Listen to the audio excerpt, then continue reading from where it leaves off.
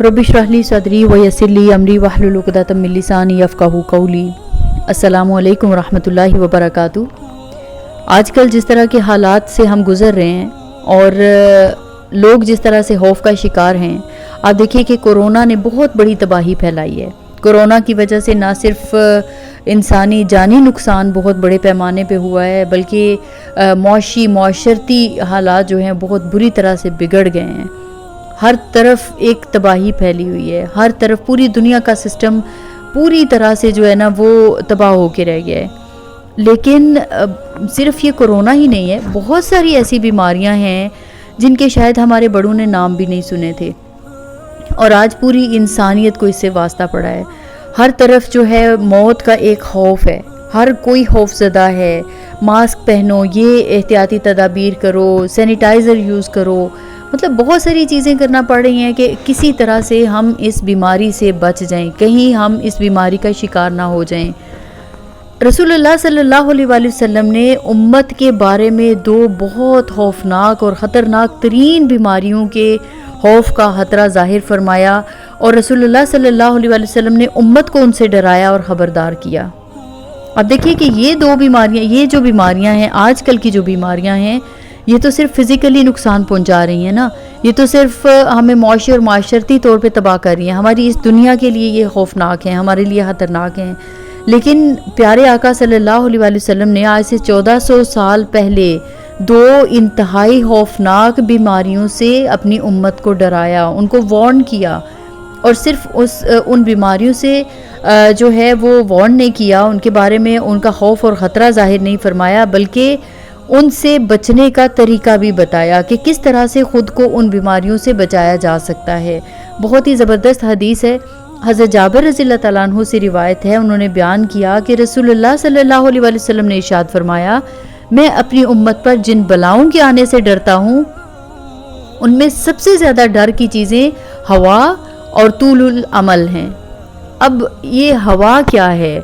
अल हवा, हवा से मुराद क्या है? दीन और मज़हब के बारे में अपने नफ्स के रुझानात और ख़यालात की पैरवी की जाए। और तूलुल अमल से क्या मुराद है कि दुनिया की जो ज़िंदगी है इसके बारे में इंसान के दिल में लंबी लंबी आरजुएं जो हैं वो परवरिश पा जाएं। रसूलुल्लाह सल्लल्लाहु अलैहि वसल्लम ने इन दो बीमारियों को बहुत ज़्यादा खौफनाक बताया है। और याद रखिए, ये वो बीमारियां जो कैंसर से भी ज़्यादा खौफनाक हैं, ये कोरोना से भी ज़्यादा ख़तरनाक हैं।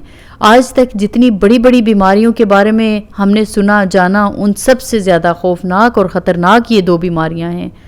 रीज़न इसकी क्या है? आगे ये भी इरशाद फरमाया है कि हवा जो है, जब इंसान इसके शिकार हो जाता है, अल हवा फयसुद्दु अनिल हक, कि जब इंसान अल हवा का जो है वो शिकार हो जाता है तो इंसान कबूल हक से इनकार कर देता है। ये ऐसी चीज़ है कि ये कबूल हक से इंसान को माने होती है, यानी इंसान अपने नफसानी रुझानात, अपने ख़यालात की पैरवी करने वाला इंसान जो है वो कबूल हक और इत्तबाए हिदायत से महरूम रहता है। और दूसरी जो बीमारी है तूलुल अमल, इसके बारे में कि फ़युनसिल आखिरा, कि जो इस बीमारी का शिकार हो जाता है, जो तूलुल अमल का शिकार हो जाता है, यानी लंबी लंबी आरज़ू में जिसका दिल फंस जाता है, वो आखिरत को भुला देता है। तो क्या फरमाया जा रहा है हदीस में कि तूलुल अमल जो है, इसके बारे में आका सल्लल्लाहु अलैहि वसल्लम को फरमान है कि ये आखिरत को भुला देता है और उसकी फ़िक्र और उसकी तैयारी से गाफिल कर देता है। इसके बाद रसूलुल्लाह सल्लल्लाहु अलैहि वसल्लम ने इरशाद फरमाया कि ये दुनिया दम बदम चली जा रही है, गुज़र रही है, कहीं इसके ठहराव और मकाम नहीं है, और आखिरत उधर से चल पड़ी है, चली आ रही है, और इन दोनों के बच्चे हैं। यानी इंसानों में कुछ वो हैं जो दुनिया से अपनी वाबस्तगी रखते हैं, दुनिया से अपनी मोहब्बत रखते हैं, ऐसी मोहब्बत जैसी वाबस्तगी, जैसी मोहब्बत बच्चों को अपनी माँ से होती है। और कुछ वो हैं कि जिनकी ऐसी ही वाबस्तगी, ऐसी ही रुग़बत जो है दुनिया की बजाय आखिरत के साथ होती है। तो फिर आका सल्लल्लाहु अलैहि वसल्लम क्या फरमाते हैं कि बस ऐ लोगो, अगर तुम कर सको तो ऐसा करो। अब यहाँ पे इलाज बताया जा रहा है। इन दो शदीद खौफनाक और ख़तरनाक बीमारियों से बचने का इलाज क्या है, वो भी आके करीम सल्लल्लाहु अलैहि वसल्लम बता रहे हैं کہ اگر اے لوگو تم کر سکو تو ایسا کرو کہ دنیا سے چمٹنے والے اس کے بچے نہ بنو، بلکہ اس دنیا کو دارالعمل سمجھو۔ تم اس وقت دارالعمل میں ہو، یہاں تمہیں صرف محنت اور کمائی کرنی ہے۔ یہ دنیا جو ہے یہ ہمیشہ رہنے کے لیے نہیں ہے۔ یہ دنیا کو آپ اس طرح سے لے سکتے ہیں کہ یہ دنیا ہمیں ذریعہ بنا دی گئی ہے آخرت کو اچھا بنانے کے لیے، آخرت کے بارے میں اچھے اعمال کرنے کے لیے۔ یہ دنیا دارالعمل ہے۔ تو آپ صلی اللہ علیہ وسلم فرما رہے ہیں کہ تم اس وقت دارالعمل میں ہو، یہاں تمہیں صرف محنت اور کمائی کرنی ہے، اور یہاں حساب اور جزا سزا نہیں ہے، اور کل تم یہاں سے کوچ کر کے دار آخرت میں پہنچ جانے والے ہو، اور وہاں کوئی عمل نہیں ہوگا بلکہ یہاں کے اعمال کا حساب ہوگا، اور ہر شخص اپنے کیے کا بدلہ پائے گا۔ رسول اللہ صلی اللہ علیہ وسلم نے اس حدیث میں امت کے بارے میں جن دو بڑی بیماریوں کا خوف اور خطرہ ظاہر فرمایا ہے اور امت کو ان سے ڈرایا اور خبردار کیا ہے، یعنی ایک ہوا اور دوسرے طول العمل۔ اب اگر غور کیا جائے تو صاف پتہ چلتا ہے کہ ان دو بڑی بیماریوں نے امت کے بہت بڑے حصے کو تباہ کر دیا ہے، برباد کر دیا ہے۔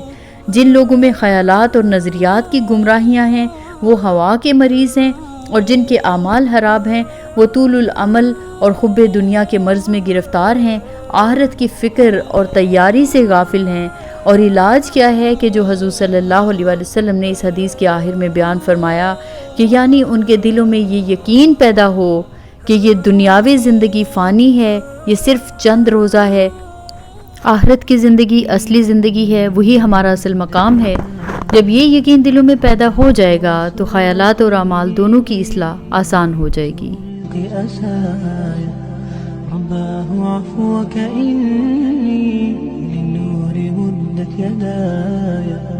نزعت أسرار قلبي وجئت ألقي أسايا